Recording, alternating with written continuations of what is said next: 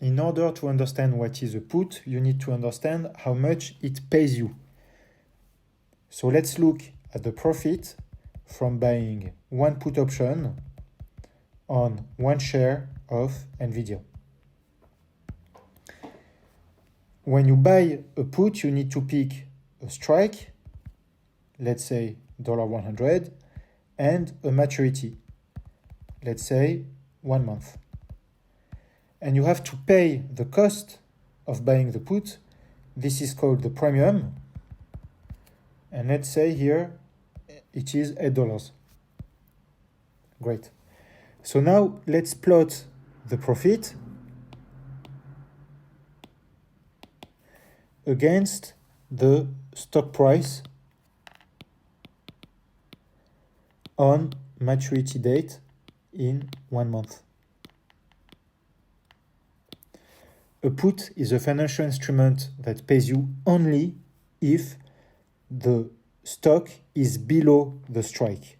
So here we have the strike, $100. It pays you only if the stock is below. So above, you get paid 0. So the profits above will be minus $8, which is how much you paid for your put. Now, if you are below, you get paid the difference between the strike and the stock. So it's a linear function like this. Now, in order to break even,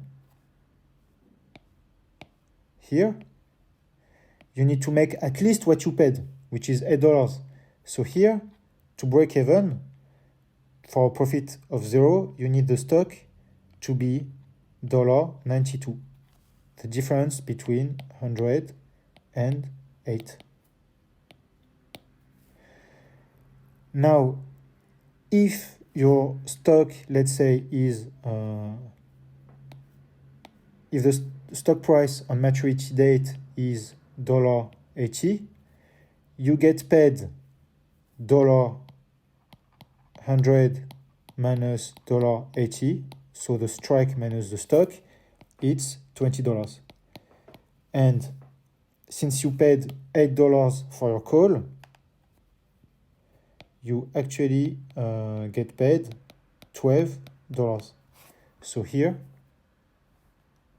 this would be $12. And the maximum profit you can make is if the stock price goes to 0, in which case you would make 100 minus 0, and you paid 8 for your put, so you would make 92 dollars. So here it's 92. Now in practice, just like for calls, you don't buy one put on one share, but you buy one put on 100 shares. So you don't pay $8, you pay 800.